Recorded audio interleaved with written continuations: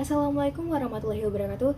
Hai teman-teman semua, perkenalkan nama saya Tilvani Jani dengan NIM 4201419099. Di sini saya akan mempresentasikan hasil laporan dari media pembelajaran berbasis PowerPoint interaktif yang saya buat. Ayo silakan disimak. Di sini saya akan mempresentasikan hasil laporan proyek saya.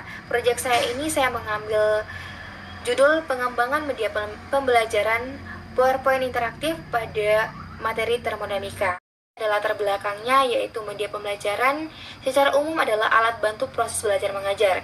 Segala sesuatu yang digunakan untuk merangsang pikiran, perasaan, perhatian, ataupun keterampilan belajar sehingga dapat mendorong terjadinya proses belajar mengajar. PowerPoint merupakan aplikasi pembantu untuk membuat paparan dalam bentuk slide presentasi yang interaktif, sehingga materi dapat ditampilkan lebih efektif dan profesional. Penggunaan PowerPoint yang interaktif ini dapat membantu seorang tenaga pengajar untuk memaparkan materi kepada peserta lebih mudah sehingga transformasi ilmu pengetahuan dapat berjalan dengan lebih mudah dan lebih lancar. Termodinamika berasal dari bahasa Yunani yang berarti termos adalah panas, dynamic adalah perubahan. Dengan kata lain, termodinamika adalah fisika energi panas, kerja, entropi, dan kespontanan proses. Termodinamika ini berhubungan dekat dengan mekanika statik, di mana banyak hubungan termodinamika berasal. Jadi secara kompleks, termodinamika adalah ilmu tentang energi yang secara spesifik membahas tentang hubungan antara energi panas dengan kerja. Energi dapat berubah dari satu bentuk ke bentuk yang lain, baik secara spontan maupun rekayasa teknologi. Hukum termodinamika ini kebenarannya sangat umum dan hukum-hukum ini tidak bergantung kepada rincian dari interaksi atau sistem yang diteliti. Kemudian ada rumusan masalah dan tujuannya. Yang pertama adalah rumusan masalah. Apakah PowerPoint interaktif menjadikan pembelajaran ini tidak mudah bosan dan semakin menarik? Dan yang kedua, apakah dengan adanya PowerPoint interaktif ini dapat menjadikan siswa lebih memahami konsep dan penerapan pada materi hukum ke-1 termodinamika?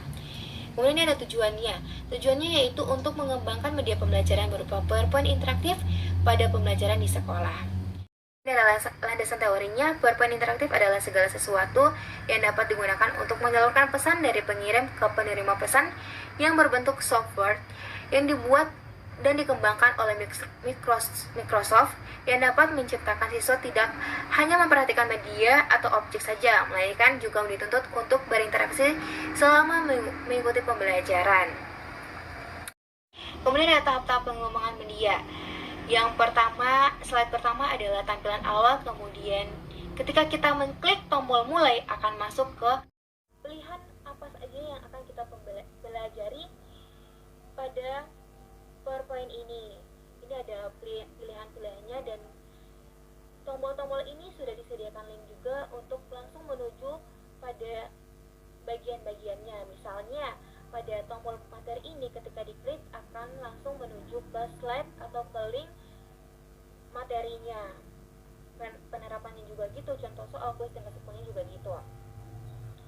Dan setelah kita klik yang pertama yaitu materi akan masuk pada materi seperti pada slide berikutnya ini, yaitu adalah tampilan materinya.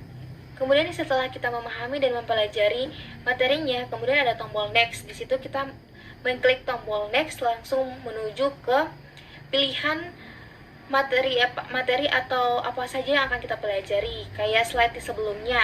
Nah, kemudian kita pilih penerapannya lagi, akan masuk pada penerapannya seperti pada slide yang saat ini.